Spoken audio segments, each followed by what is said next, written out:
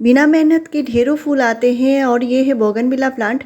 और ये बहुत ही बढ़िया फ्लावरिंग करने वाला प्लांट है, बहुत ही हार्डी प्लांट है और बहुत ही कम देखभाल में चलती है। इस बारिश के मौसम में बोगनविला प्लांट में कुछ ज़रूरी काम करने होते हैं और इस टाइम प्लांट की ग्रोथ का टाइम है।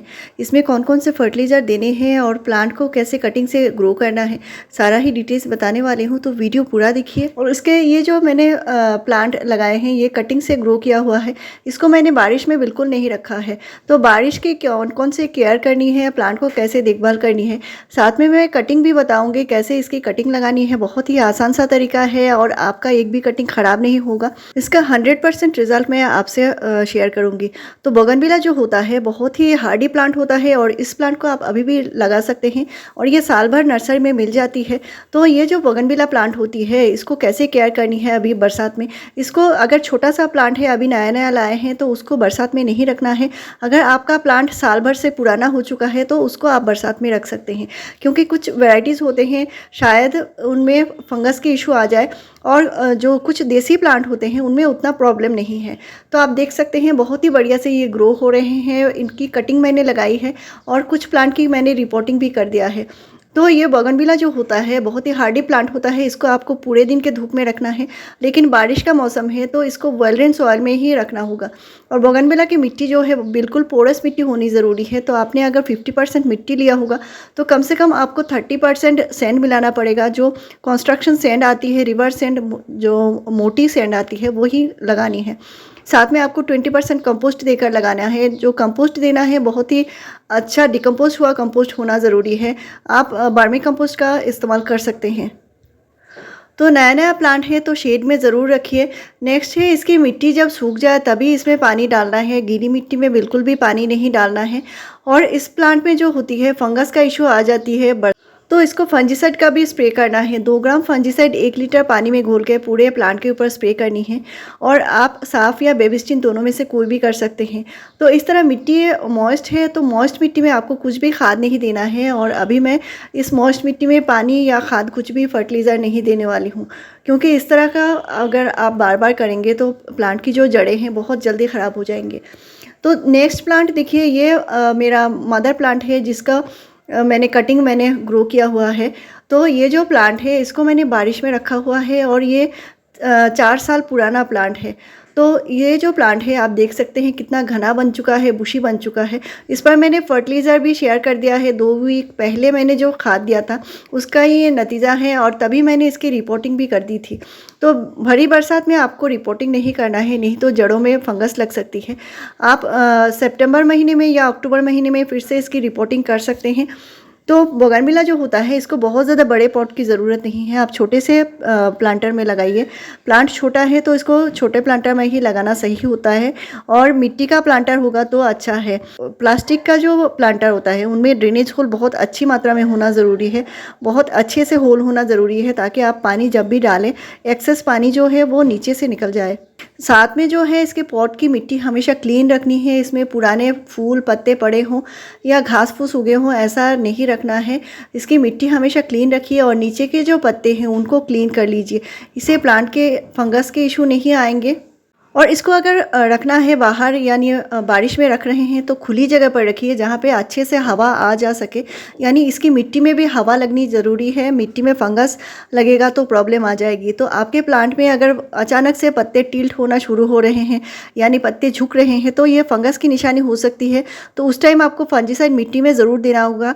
½ टीस्पून फंजीसाइड उसकी मिट्टी में ज़रूर डालना होगा। और इसको जो देना है अभी कोई कंपोस्ट नहीं देना है। मिट्टी सूख जाए तो आप डीएपी दे सकते हैं। डीएपी से 8 से 10 दाने दे सकते हैं। अगर आपका पॉट साइज़ 10 से 12 इंच है तो आप 8 से 10 दाने डीएपी के डाल सकते हैं उसके मिट्टी में। इसके बाद थोड़ा सा पानी डालना है, लेकिन कोई भी कंपोस्ट अभी नहीं देना है और दूसरा कोई खाद या पोटाश फ्लावरिंग के लिए ऐसा कुछ भी नहीं देना है। तो अभी बोगनविला प्लांट में बहुत ही अच्छी ग्रोथ होगी और ग्रोथ के लिए प्लांट में डीएपी से नाइट्रोजन मिलेगा, साथ में फॉस्फोरस भी मिलेगा। तो ये रूट को भी ताकत देगी और प्लांट की ग्रोथ भी होगी। साथ में मैं ये माइक्रो न्यूट्रिएंट्स दे रही हूँ ताकि पौधे में कोई भी किसी भी तरह के न्यूट्रिशन की कमी ना हो। तो माइक्रो न्यूट्रिएंट्स में जो होता है वो होता है जिंक, आयरन, बोरन, उस तरह के बहुत सारे न्यूट्रिशन होते हैं जो पौधे के विकास के लिए बहुत ज़्यादा ज़रूरी है। तो मेरा 8 इंच का पॉट है तो मैंने डीएपी के 8 दाने दिए हैं और साथ में ½ टीस्पून माइक्रो न्यूट्रिएंट्स यानी सीवीड जो ग्रेन्यूल्स है वो दिया है। और मिट्टी को मैंने हल्के से ड्राई कर लिया है, तभी मैं खाद दे रही हूँ। तो खाद देने के बाद इनको अच्छे से ढक देना है और पानी देना है, लेकिन मिट्टी की बहुत ज़्यादा गुड़ाई नहीं करनी है। तो मिट्टी सूखी है तभी देना है, यानी गीली मिट्टी में कभी भी आपको पानी या खाद कुछ भी नहीं देना है। तो बहुत ही बढ़िया टाइम है प्लांट की ग्रोथ के लिए, और अभी डीएपी देना सही होता है, इससे नाइट्रोजन और फास्फोरस मिलेगा, तो रूट भी ताकतवर बनेंगे और प्लांट की ग्रोथ भी होती रहेगी। क्योंकि बरसात में प्लांट की ग्रोथ पर ध्यान देना है। प्लांट जितना ज़्यादा घना होगा, बुशी होगा, प्लांट उतना ही ज़्यादा फ्लावरिंग करेगा। तो इसके लिए प्लांट की आप पिंचिंग कर सकते हैं। और अगर आपका प्लांट देसी बोगनविला है तो इसकी कटिंग भी आप ले सकते हैं, लेकिन अगर हाइब्रिड प्लांट है तो आपको अभी कटिंग नहीं करनी है, आप सितंबर महीने में भी कर सकते हैं। तो अभी जो है आप देख सकते हैं मैंने कटिंग लिया है, और पेंसिल जैसी थिक कटिंग है, और इससे थोड़ा पतला कटिंग भी है, लेकिन बहुत ज़्यादा ग्रीन जो कटिंग होता है वो कटिंग नहीं लेनी है। और मैंने रूटिंग हार्मोन के लिए एलोवेरा जेल लिया है। तो बोगनविला के जो कटिंग होते हैं उनमें बहुत जल्दी नई ग्रोथ आ जाती है, लेकिन रूट आने में थोड़ा सा टाइम लगता है, और हर एक कटिंग का एक समान टाइम नहीं लगता। तो इसके लिए आपको 2 महीने तक का इंतज़ार करना पड़ेगा। उस टाइम तक आपको कटिंग को हिलाना नहीं है, और इनको शेड में रखना होगा, पानी का ध्यान रखना होगा। बहुत ज़्यादा गीली मिट्टी नहीं रखनी है और बहुत ज़्यादा ड्राई भी नहीं करनी है मिट्टी को। कटिंग का जो साइज़ है वो 4 से 5 इंच हो, इससे ज़्यादा नहीं होनी है, नहीं तो कटिंग हिलने की बहुत ज़्यादा प्रॉब्लम आ सकती है। और इनके पत्ते को मैंने हटा लिया है, इनको क्लीन कर लिया है, और इनके जो कटिंग्स है इनमें आपको तिरछा काट लगानी है, यानी 45 डिग्री एंगल से आपको काट लगानी है। तो यहाँ पे मैं एलोवेरा जेल का इस्तेमाल किया है, और एलोवेरा जेल जो होती है ये कटिंग को अच्छे से ग्रो होने के लिए मदद करती है, रूटिंग होने में बहुत जल्दी मदद करती है। तो इसलिए मैंने एलोवेरा जेल का इस्तेमाल किया है। आपके पास अगर रूटिंग हार्मोन है तो उसका भी इस्तेमाल कर सकते हैं, और अगर आपके पास एलोवेरा भी नहीं है तो आप हल्दी पाउडर का इस्तेमाल कर सकते हैं। तो कटिंग को मैंने हल्का सा स्क्रैच कर लिया है, क्योंकि बहुत ज़्यादा मोटी कटिंग है, पेंसिल से भी थिक। और इसको मैं लगा रही हूँ सिर्फ मिट्टी में, इसमें कोई भी खाद मिली हुई नहीं है, लेकिन मिट्टी जो है बिल्कुल फ्रेश मिट्टी है, इसमें पहले से कोई भी प्लांट मैंने लगाई नहीं है। दूसरा मैं सिर्फ सैंड में भी लगा रही हूँ, और तीसरा जो है इसमें सैंड और मिट्टी मिली हुई है। तो अलग अलग तरीके से लगाने का फ़ायदा ये है, आपको पता चल जाएगा कैसे कटिंग अच्छे से ग्रो होती है। नेक्स्ट मैं इनको अच्छे से कवर करके रख दूँगी, और कवर करने का फ़ायदा ये होता है कटिंग जो है जल्दी से सूखती नहीं है, उसकी मिट्टी ड्राई होने में टाइम लगती है, अंदर जो है मॉइस्चर बनी रहती है, और कटिंग लगने में बहुत आसानी होती है। तो इनको लगाने के बाद पानी डालना है और मिट्टी को अच्छे से प्रेस करके रखना है। कटिंग जो है बिल्कुल इनको हिलाकर नहीं देखना है इसमें रूट बनी है कि नहीं, आपको अपने आप से पता चल जाएगा। जब कटिंग में अच्छे से ग्रो होना शुरू हो जाएंगे, नए पत्ते आएंगे, तो आपको पता चल जाएगा कटिंग में रूट बन रही है। तो आगे मैं शेयर करूँगी। ये जो कटिंग्स है इनको मैं इस तरह पॉलीथीन से कवर करके रखती हूँ, नीचे से मैं गार्डर लगा देती हूँ। तो इससे क्या होता है, इसमें अंदर ह्यूमिडिटी बन जाती है, और कटिंग में जो है नए ग्रोथ बहुत जल्दी से आ जाती है।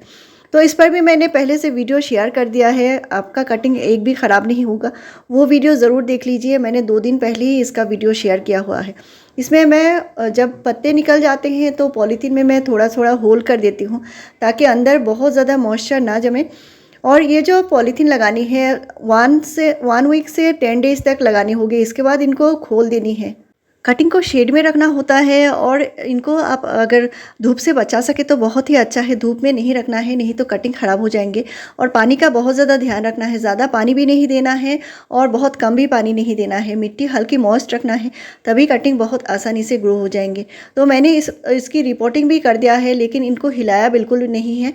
और मेरे पास बहुत सारे कटिंग्स रेडी हो चुके हैं। मैंने एक कटिंग नहीं, एक साथ 3-4 कटिंग एक साथ एक ही बॉटल में लगाई हुई है। इनके जड़ें जो हैं बहुत ही अभी नाजुक है, इनको हिलाने से ये ख़राब हो जाएंगे, इसलिए मैंने तीनों कटिंग्स को एक ही साथ एक ही पॉट में लगा दिया है। बाद में इनको रिपोर्टिंग कर पाऊंगी। और इसमें मैंने अभी पानी डाल के रखा है आपको रिजल्ट दिखाने के लिए।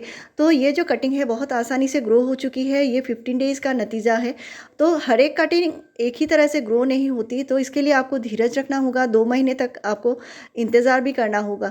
रिपोर्टिंग करने के लिए आपको रूट को बिल्कुल ओपन नहीं करना है, मिट्टी को खोलेंगे तो ये रूट ख़राब हो जाएंगे, बहुत ही नाजुक रूट होते हैं।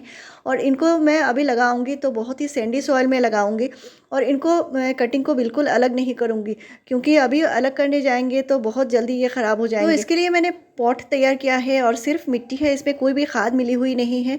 और इसको मैंने जैसे निकाला है ऐसे ही लगा दूंगी, इसको बिल्कुल ओपन नहीं करूंगी। और आप देख सकते हैं ये जो कटिंग है इनको कम से कम 8 से 10 दिन के लिए फिर से शेड में रखना होगा, बिल्कुल भी धूप में नहीं रखना है। और पानी का बहुत ज़्यादा ध्यान रखना है। और फंजीसाइड कम से कम 10 दिन के गैप में आपको मिट्टी में ज़रूर देना होगा और प्लांट के ऊपर भी स्प्रे करने होंगे। तो बरसात में आप बहुत आसानी से इस तरह अच्छे से अच्छी कटिंग लगा सकते हैं, आपका कोई भी कटिंग ख़राब नहीं होगा। तो मिट्टी में कोई भी कंपोस्ट खाद कुछ भी मैंने नहीं मिलाई है और इस तरह इसको रख दूंगी। 2 महीने बाद फिर से इसको अलग करके रिपोर्टिंग कर दूंगी, क्योंकि इनकी जड़ें तब ज़्यादा मजबूत बन जाएंगे। तो इस तरह इन्फॉर्मेटिव वीडियोस के लिए मेरे चैनल को ज़रूर सब्सक्राइब कीजिए, लाइक शेयर और कमेंट कीजिए। वीडियो पूरा देखने के लिए थैंक यू।